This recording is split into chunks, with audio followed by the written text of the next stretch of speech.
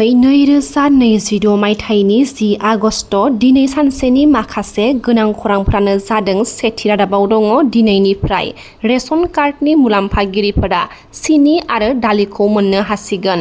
100 रांनि थाखाय 1 किल'ग्राम दालि आरो 1 किल'ग्राम सिनि मोनगोन। गिबि मन्थ्रि हिमन्त बिश्व शर्मा बिथाङा दिनै बेखेवनानै होगोन बिथांखिखौ। मोननै हेल्पलाइन नाम्बारखौबो बेखेवनाय जादों। बे हेल्पलाइन नाम्बारानो जादों 1800-345-3611। बर' हारिनि थाखाय गोजोनथाव खौरां। लाइमोन साहित्य अकादेमि बान्था मोनगिरि फुंखा थुनलाइयारि गौथुमनि लोगो गाहाय नेहाथारि अलंबार मोसाहारि बिथाङा आइकेन फाउन्डेसन इन्डियाया होनाय माहारियारि नेशनेल लेभेलाव नेशनेल हिउमेनिटारियान एक्सेलेन्स एवार्ड 2026 नि थाखाय सायख'जादों होनना खौरां मोननाय जादों। लोगोसे बिथाङा बे बान्थाखौ 80थि भारत उदांस्रि सान 15 आगस्टआव गोदान दिल्लीयाव नाजावगोन होनना खौरां मोनदों।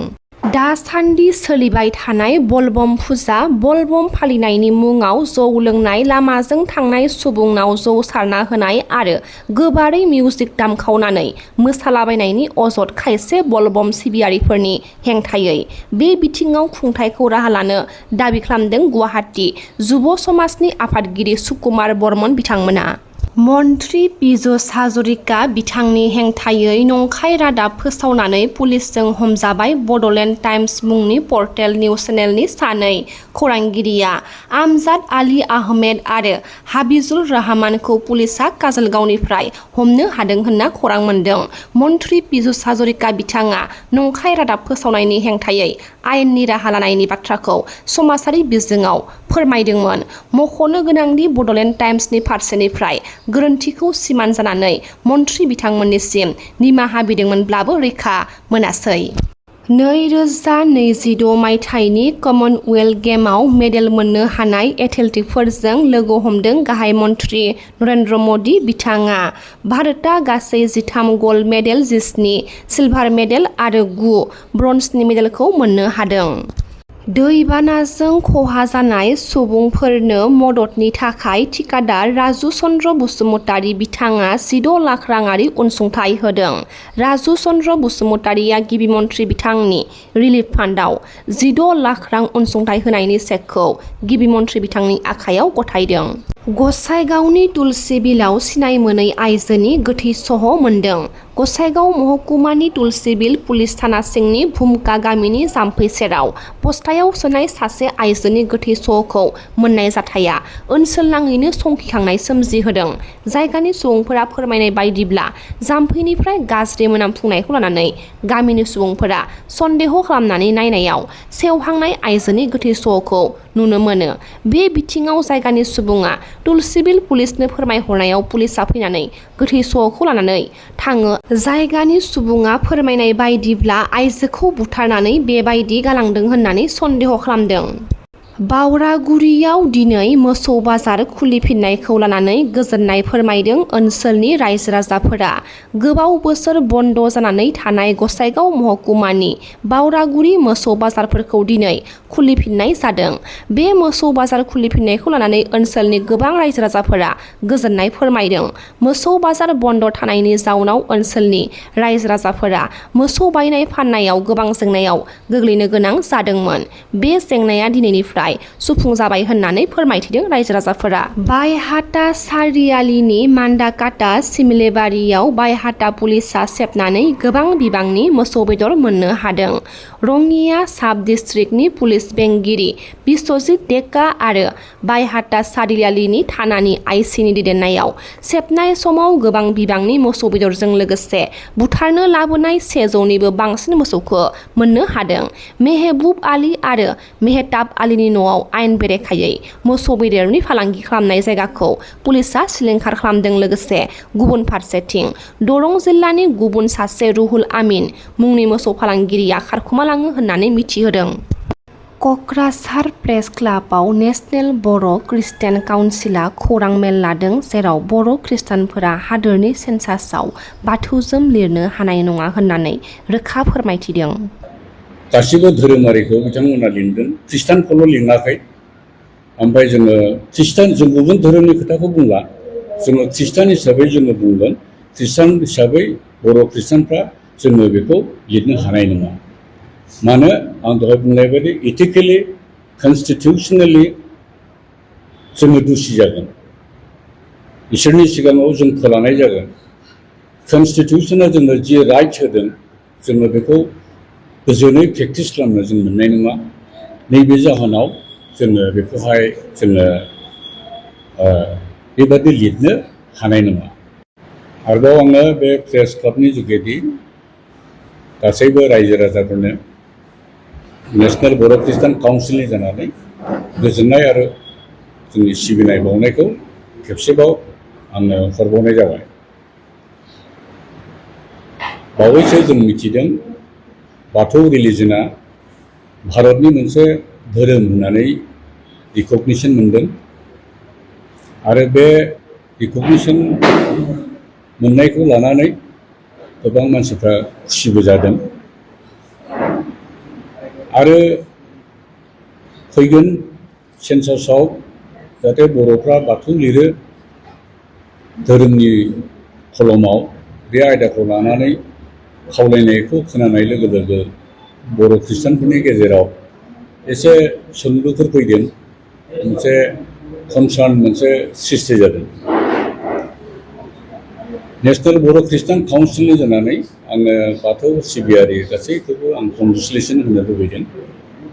मानोना बिथांमोना धोरोमनि बे मोनथाय सिनायथिखौ मोनबाय आरो गभर्नमेन्टआ जेब्ला मोनसे धोरोमखौ सिनायथि होयो बेवहाय बे धोरोमनि रैखाथि, बे धोरोमनि जौगानाय, बे धोरोम फालियारिफोरनि गासैबो बिथिङाव जौगानायनि हाबाफारिखौ गभर्नमेन्टआ बिभिन्न खायदानि गेजेरजों राहानि गेजेरजों लायो।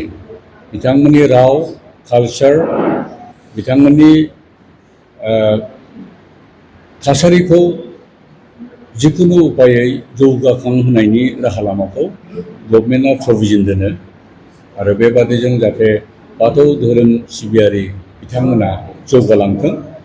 नेशनेल बर' खृष्टान काउन्सिलनि जानानै आङो बे गाहाम हामलायनायखौ आङो बिथांमोननो फोरमायो।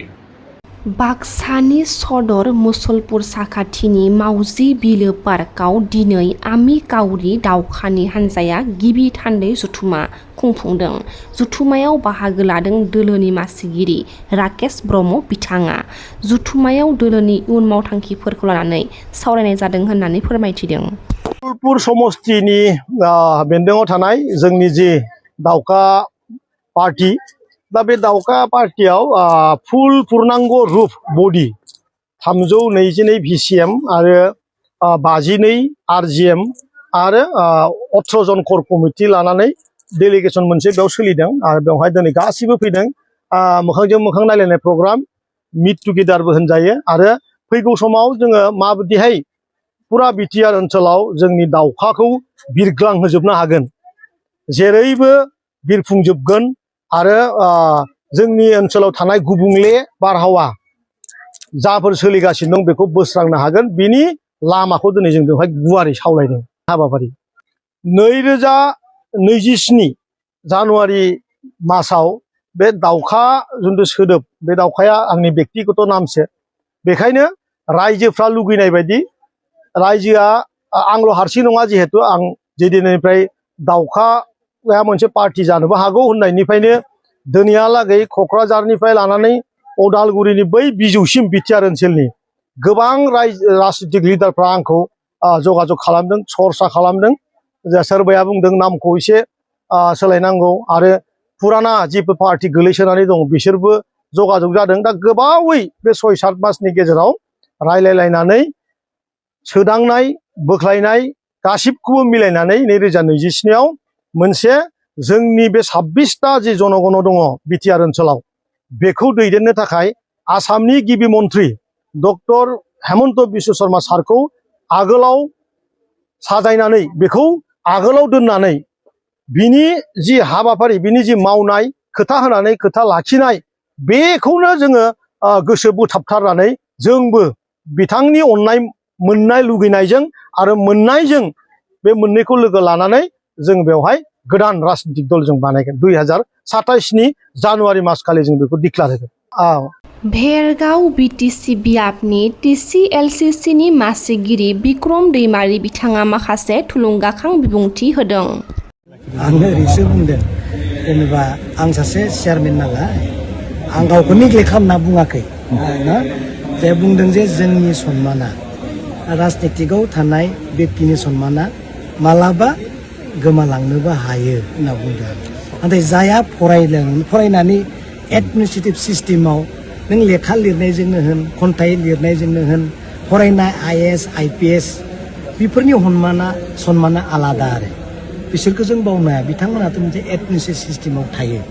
नाथाय जेब्ला राजखान्थिनि माबाया पिरियडआ जोबो नों मोस्लेब जालाङो अब्ला बेफोरो गोमालाङो। नाथाय नोंसोरबायदि फरायनाय नोंसोरबायदि इडुकेसन हायार इडुकेसन लानानै रायजोनि गेजेराव समाजनि गेजेराव रसन खालामनाय बे सन्माना खिन्थु जुग जुग थैनायसिम थायो होननानै आं बुंदों।